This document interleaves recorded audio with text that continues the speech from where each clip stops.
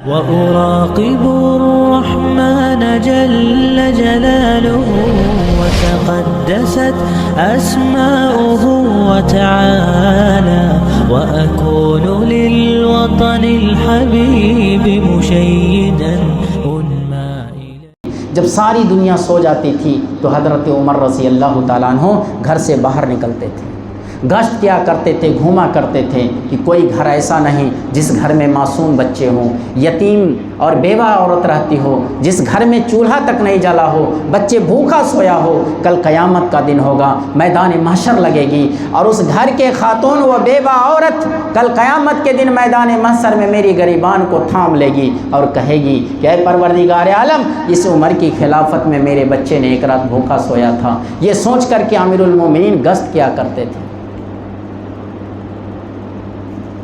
گھومتے گھومتے ایک گھر کے پاس گیا، دیکھا کہ ایک نوجوان جار و قطار روتا ہے. اللہ کے نبی صلی اللہ علیہ وسلم حضرت عمر ابن خطاب رضی اللہ تعالیٰ عنہ وہاں بیٹھ جاتے ہیں اور بیٹھنے کے بعد کہا کہ بھائی کیا بات ہے، بہت غمزدہ لگتے ہو، بات کیا ہے؟ اسے پتہ نہیں کہ امیر المومنین ہے، عمر ہے. ادنا انسان سمجھ کے کہا تجھے کیا فائدہ، تجھے بتانے سے مجھے کیا فائدہ ملے گا، جاؤ تمہارا کام تو جانے، میرا کام ہے میں سمجھتا ہوں. پھر بھی وہ نہیں اٹھتے ہیں، بار بار پوچھتے ہیں، بار بار پوچھتے ہیں کہ تمہاری دکھ درد میں شامل ہونا چاہتا ہوں، تمہاری کچھ مدد کرنا چاہتا ہوں، تم بتاؤ. زیادہ اصرار کرنے کے بعد وہ نوجوان کہتا ہے کہ جب اتنا اصرار کرتا ہے تو میں بتاتا ہوں میں کیوں روتا ہوں، میں کیوں پریشان ہوں، میں کیوں غمزدہ ہوں. کہا کیا بات ہے؟ کہا میرے گھر میں میری ایک بیوی ہے، بڑی ہی خوبصورت ہے، ایک نوجوان ہے جو رات کی تاریکی میں آتا ہے، ہمیں گھر سے باہر نکال دیتا ہے اور ہماری بیوی کے ساتھ زنا کرتا ہے. کہا وہ کہاں ہے؟ کہا وہ ابھی ابھی گیا. حضرت عمر بن خطاب رضی اللہ تعالیٰ عنہ نے اس سے پوچھا کہ اس کے آنے کا معمول کیا ہے؟ کہا کہ آج آیا ہے، کل نہیں آئے گا، پرسوں آئے گا، ایک دن ایک رات بیچ کر کے آتا. تو امیر المومنین نے اسی وقت اس نوجوان سے کہا کہ تم اپنی بیوی سے کہنا کہ پرسوں کی رات سویرے میرے لیے کھانا بنا کر کے رکھے، اور جب وہ نوجوان تمہارے گھر میں آئے گا تو تم اپنی بیوی سے کہہ دینا کہ اب ہمارے اور تمہارے درمیان یہ روز کا معمول ہے، ہمیشہ کا معمول ہے، میں زبردستی بھی نہیں کر سکتی، مگر ایک ہماری نصیحت ہے. تم اپنی بیوی سے کہنا کہ وہ کہے گی کہ یہ چیز جو تم میرے ساتھ کرتے ہو، روشنی میں اجالا میں مجھے دل گوارا نہیں کرتا، اندھیرا کر کے جو کرنا ہے کرو، میں راضی ہوں، اندھیرا کر دینا ہے بس. امیر المومنین کے نصیحت کے مطابق اس رات اس نوجوان سے پہلے امیر المومنین اندر داخل ہو جاتے ہیں گھر میں. جب وہ نوجوان اندر آتا ہے، آنے کے بعد وعدے کے مطابق وہ عورت اس سے بات چیت کرتی ہے اور کرنے کے بعد روشنی کو بند کر دیتی ہے، اندھیرا کر دیتی ہے. جو ہی اندھیرا ہوا، امیر المومنین سر کے بال کو پکڑ لیا، پکڑنے کے بعد دیکھا بال بڑا بڑا ہے. اب اسے ڈر ہونے لگا کہ عورت کا بال تو نہیں ہے. تو امیر المومنین نے اس بال کو زور سے پکڑ کے دبوچا. جب اسے درد ہوا تو اس کی زبان سے آواز نکلی کہ تم بال کو اس طرح سے کیوں کھینچتے ہو. جو ہی اس کی زبان سے جب الفاظ نکلی تو کہا یہی مرد ہے. عمر ابن خطاب رضی اللہ تعالیٰ عنہ نے تلوار نکالا اور گردن مار دی.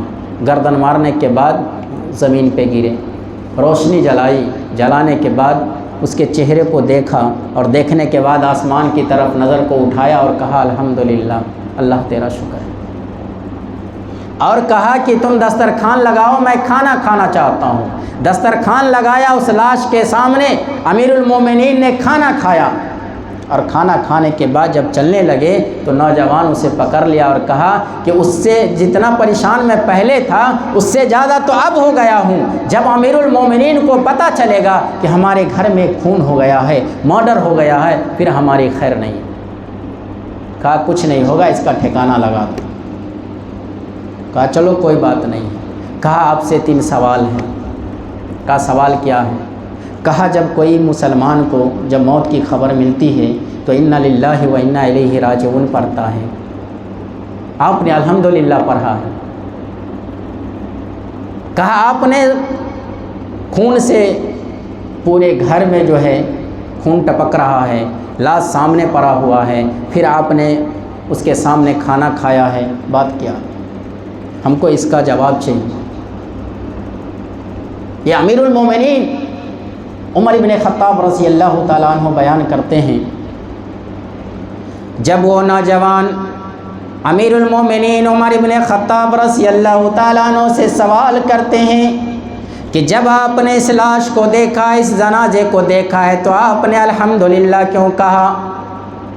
امیر المومنین نے کہا کیا ہے میرے بھائی، جب تو نے اپنی معذرہ، تو نے اپنی دکھرا جب مجھے سنایا تھا تو میرے دل کو یہ گوارا نہیں ہوا. میں اس طرح سے اپنی زلال میں آ گیا کہ میں سوچنے پر مجبور ہو گیا کہ ہماری دور خلافت میں، ہمارے حکمرانے میں کون ایسا گھر ہے جس گھر کے نوجوان کو اتنی جرأت ہو گئی، اتنی کیفیت ہو گئی، اتنی ہمت ہو گئی. جب میں نے اندھیرا کرنے کے لیے کہا تو ہماری کیفیت یہ تھی کہ میں اس لیے اندھیرا کرنے کا حکم دیا کہ ہو سکتا ہے یہ ظلم کرنے والا ہمارا بیٹا ہوگا، ہمارے رشتہ دار ہوگا، ہمارا بھتیجا ہوگا، ہمارے خاندان کا کنبے کا ہوگا. جب روشنی رہے گی ہمارے رشتہ دار رہے گا، جب آمنا سامنا ہوگا رشتہ داری کی محبت میں، بیٹے باپ کی محبت میں، چچا بھتیجا کی محبت میں اسے معاف کر دوں، چھوڑ دوں، میں انصاف نہیں کر سکتا.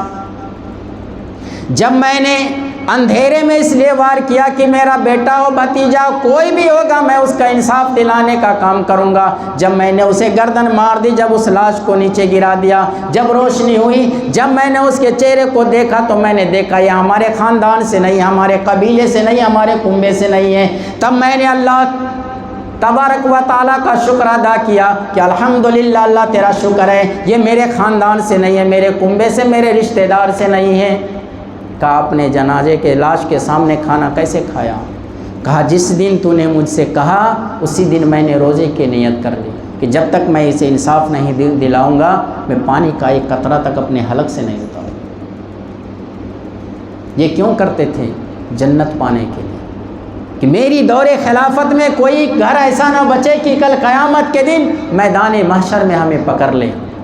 یہاں تک کہ امیر المومنین کہتے ہیں کہ ہماری دور حکومت میں اگر کتا بھی پیاسا رہ گیا تو اللہ تبارک و تعالیٰ پھر ہماری پکڑ ہو جائے گی. محترم سامعین، غالباً وقت ختم ہو گیا ہمارا. ایک شعر کے ساتھ میں اپنی بات کو ختم کرنا چاہتا ہوں. شعر کہتا ہے سر کو جھکا دیا، سر کو کٹا دیا، مگر ایسا نہیں کیا. سر کو کٹا دیا، سر کو جھکا دیا، مگر ایسا نہیں کیا. ہم نے ضمیر و ظرف کا سودا نہیں کیا. تلوار میرے سر پہ لٹکتی رہی مگر، تلوار میرے سر پہ لٹکتی رہی مگر ہم نے کسی امیر کا سجدہ نہیں کیا. اللہ تعالیٰ سے دعا ہے کہ یا پروردگار عالم ہم تمام مسلمانوں کو کہنے اور سننے سے زیادہ اس پر عمل کرنے کی توفیق عطا فرما. یا پروردگار عالم ہم تمام مسلمانوں کو جب تک اس دنیا میں زندہ رکھ، ایمان اور اسلام کے اوپر زندہ رکھ. جب اس دنیا سے اٹھا تو ایمان کی حالت میں اٹھا، جب خاتمہ کر تو خاتمہ بالخیر کر. وما علینا الا البلاغ. السلام علیکم ورحمۃ اللہ.